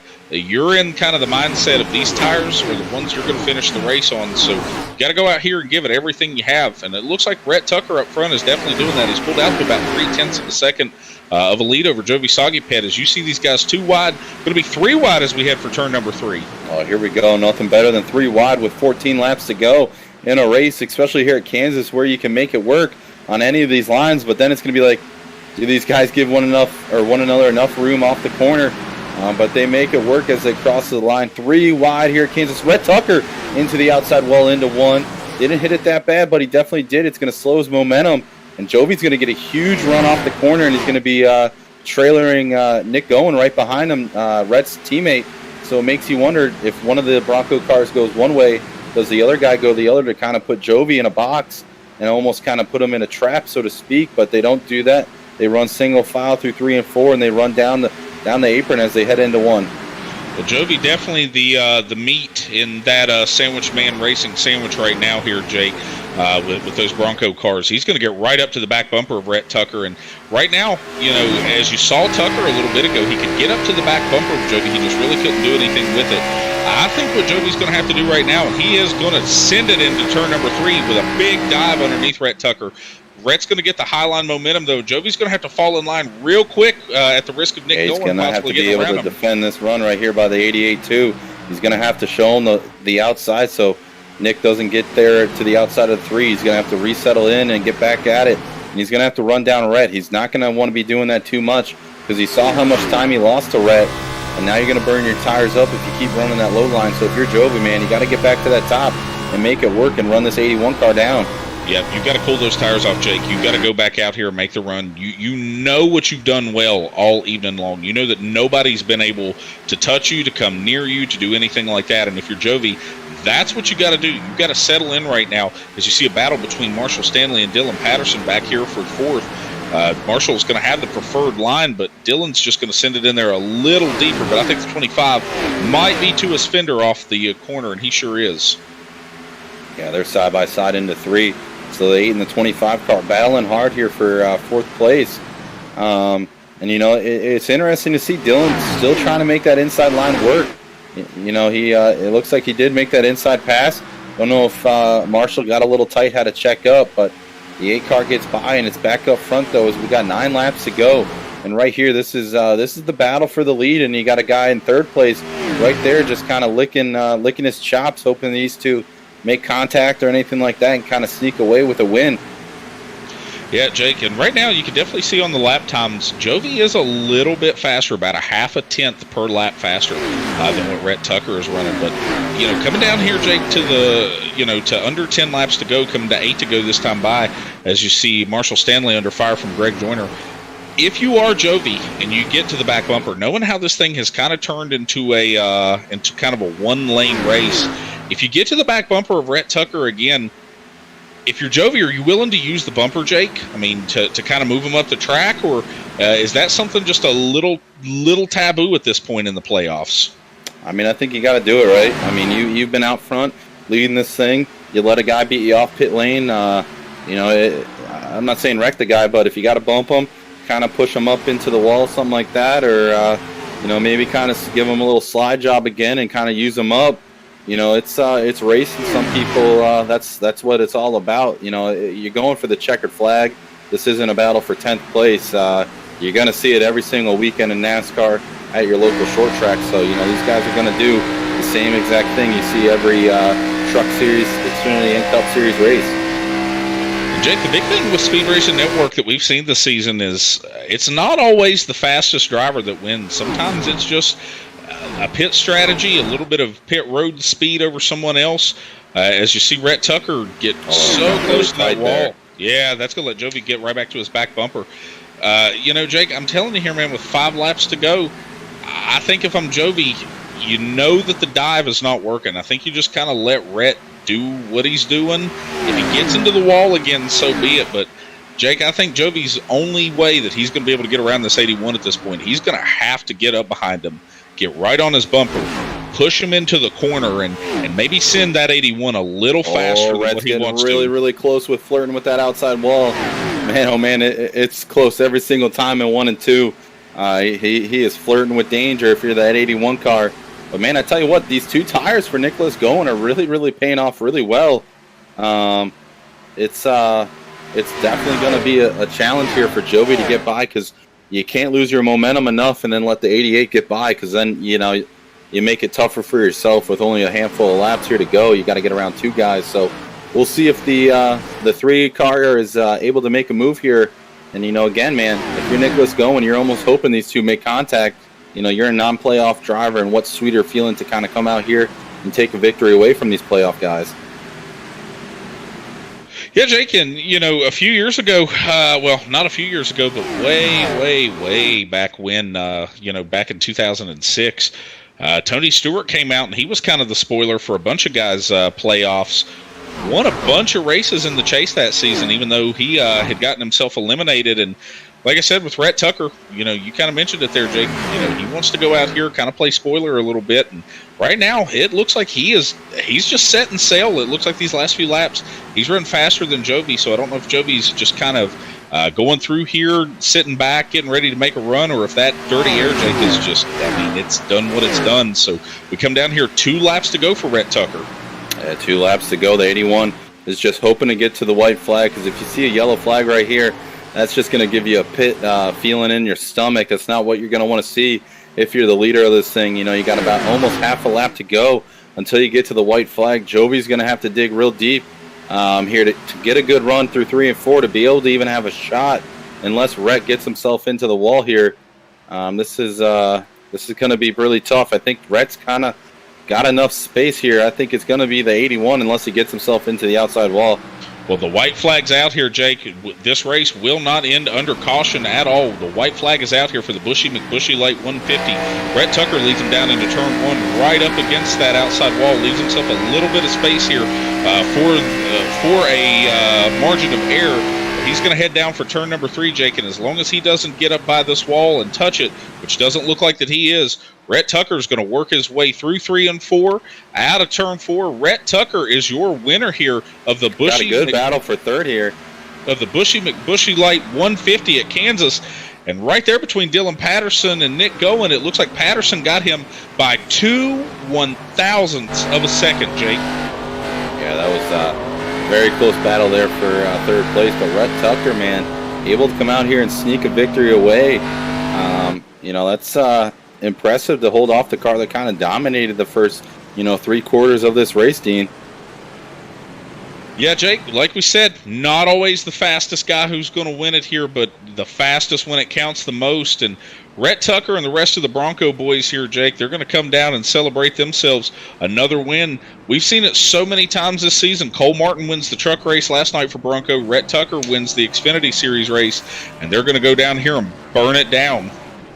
Absolutely. They got 4 drivers in the top 6 for Bronco Motorsports, so that's only going to, widen the gap in that team standings championship, which we'll see next week what it does for that points.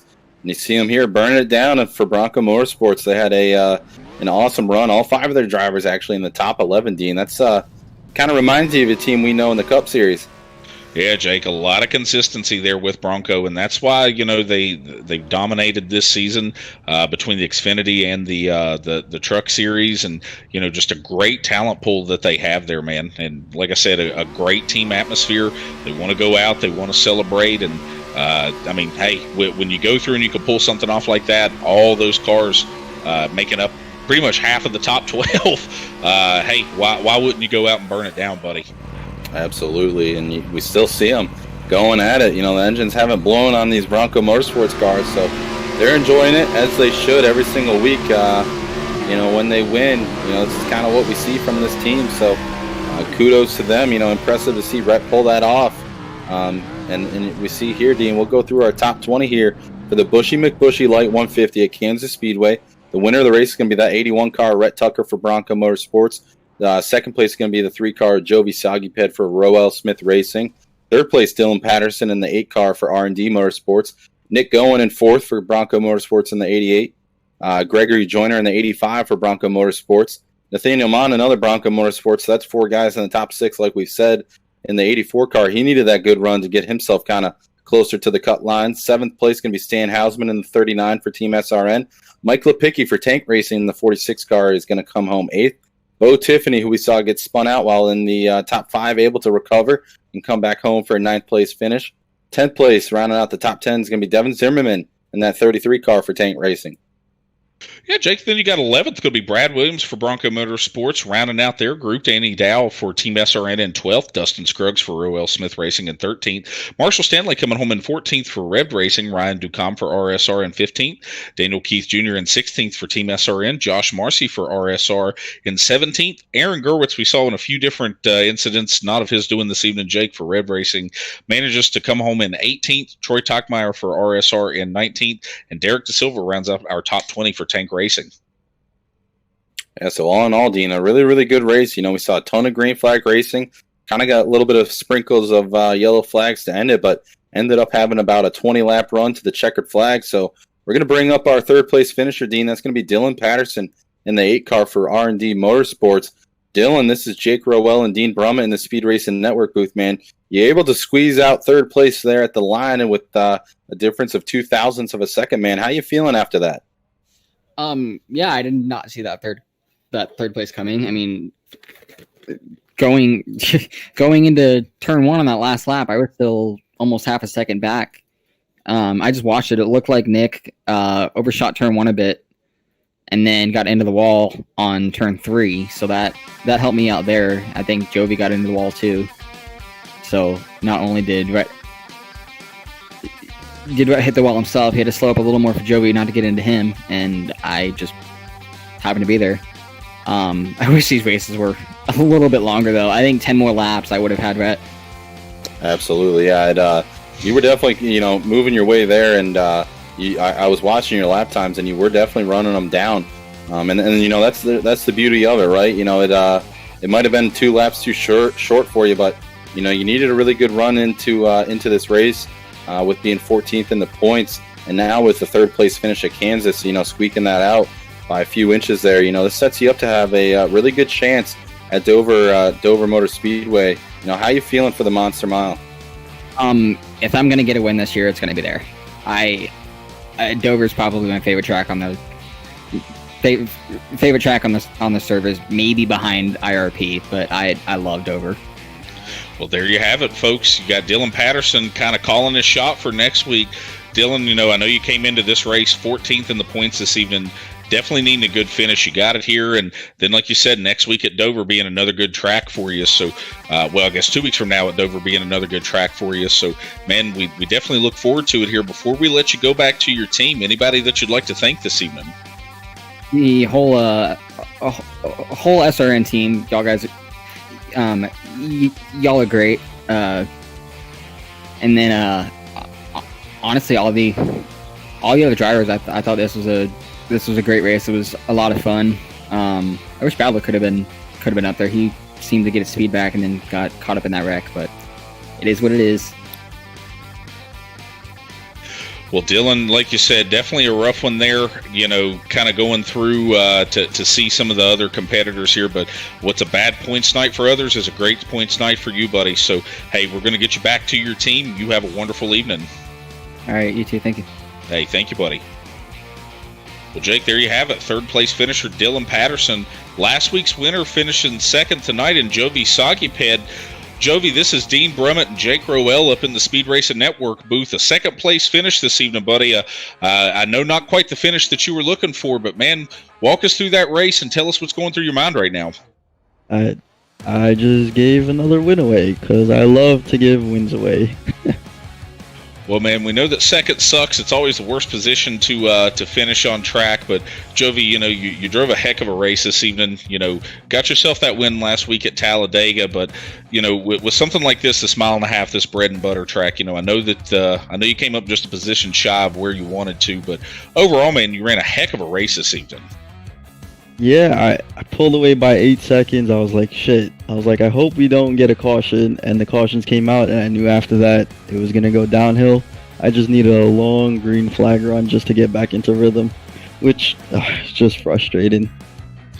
Yeah, definitely frustrating, Jovi. I know. Second place, like we said, especially after a run like what you've had this evening, we kind of mentioned it in the booth. You know, that seems to be the parody of the Speed Racing Network, is the fact that you know, it's not always the fastest driver that wins, but man, a great points night for you here this evening.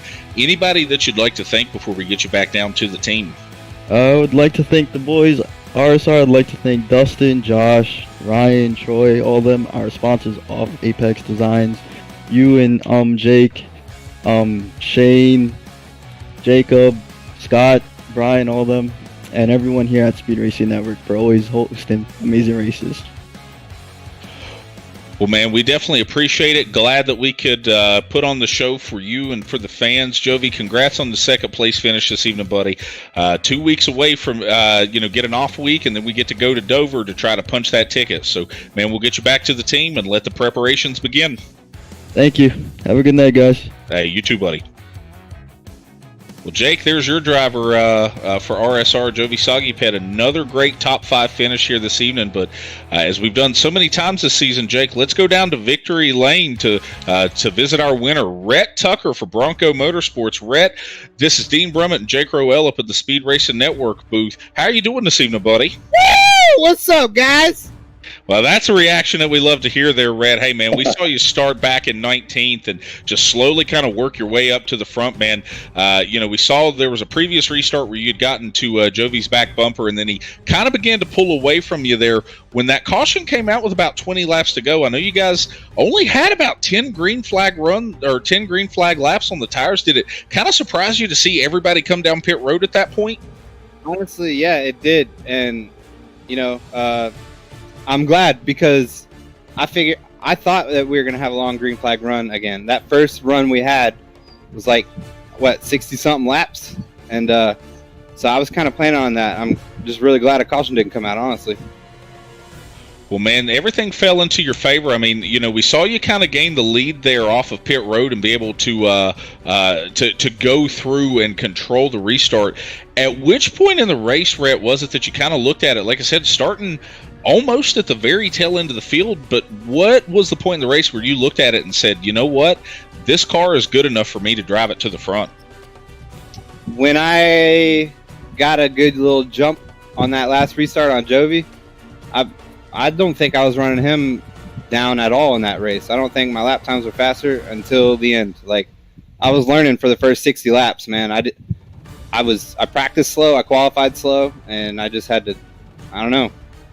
The car turned on at the right time for you there, Rhett. Buddy, you know, this is yet another win in the column. It seems like every time that your teammate in the Truck Series, Cole Martin, wins, looks like that you're following the performance up in the Xfinity Series. So, Rhett, before we get you back down to that big winning Bronco group, anybody that you'd like to thank this evening? Yeah, you, Dean and Jake, guys in the booth, everybody putting on a good show. Speed Racing Network, Cole Martin on his win last night. Let's keep him rolling, baby. All the Bronco boys, we killed it. Shoney's Restaurants, Malware Bites, that's it. Ford. Well, buddy, awesome race for you here this evening. We'll get you back down here to your team. Congrats again, Rhett Tucker, on winning the Buschy McBuschy Lite 150 from Kansas Speedway. Thank you. Well, Jake, there you have it. There's our winner, Rhett Tucker. And, buddy, just like we mentioned at the top of the show, heck of a race that we got to see here this evening. And the next time we'll be on air for the Xfinity Series is going to be in 2 weeks, as we mentioned, at Dover, Delaware, for the cutoff race of our first round of the playoffs, the Monster 150. Yeah, and it's going to be a wild race. You know, it's going to have that atmosphere of the cutoff race, obviously. Then you throw in the fact that Dover International Speedway is a tough little mile track. Those corners come out and bite you off of turn 2 and out of 4 coming to the line. So going to be very, very interesting, especially with a lot of those guys that were really strong early on in the year, kind of having trouble the first 2 races of the first round of the playoffs. It's going to kind of shake that up, make them maybe have to drive a little different, because you can't have another bad race this week or else you will not be moving on, to that next round. And obviously, that leads us into this next slide we're going to show you here, which is going to be our next race on air. It's going to be our Speed Racing Network Cup Series race. It's going to be our second race of the season, Dean, for the first round of the playoffs. It's going to be the Buschy McBuschy Lite 200 at Kansas Speedway. It's going to be Sunday, May 2nd, 8:30 p.m. Central, 9:30 p.m. Eastern. Dean, I'm all about trends, and I don't know if you've noticed this, but every time Rhett Tucker has won in the Xfinity Series race, one of us RSR boys goes to victory lane in the Cup Series. So we'll see if we can continue that trend, because it seems like Cole Martin wins, Rhett wins. So hopefully, man, we can make this another win for us. But I think this race for the Cup Series is going to be absolutely wild. I think we're going to be able to drive all over this track in that Cup car. It's going to kind of run more like the truck race we saw, as opposed to the Xfinity, where it's more up by the wall. It's going to be a show. Oh, for sure, Jake. It's going to be a blast, buddy. And those Cup cars Sunday nights, we're going to be back to our high downforce, low horsepower package. And so track position, as much as we saw it as a key this evening, it's definitely going to be a key on Sunday. And, I've got my eye on a couple drivers, some guys who have done very well on the 1.5 miles this season. And, man, I'm just hoping to go through, punch my, or not so much punch my ticket to the next round of the playoffs, but hopefully go through and put myself in a good position for Dover. So fans at home and drivers who competed with us here this evening, we'd definitely like to thank you here for tuning in to Speed Racing Network this evening. Come back, tune in Sunday night for our Sunday Night Cup Series broadcast. And from here at Speed Racing Network, we always like to remind you to always go faster.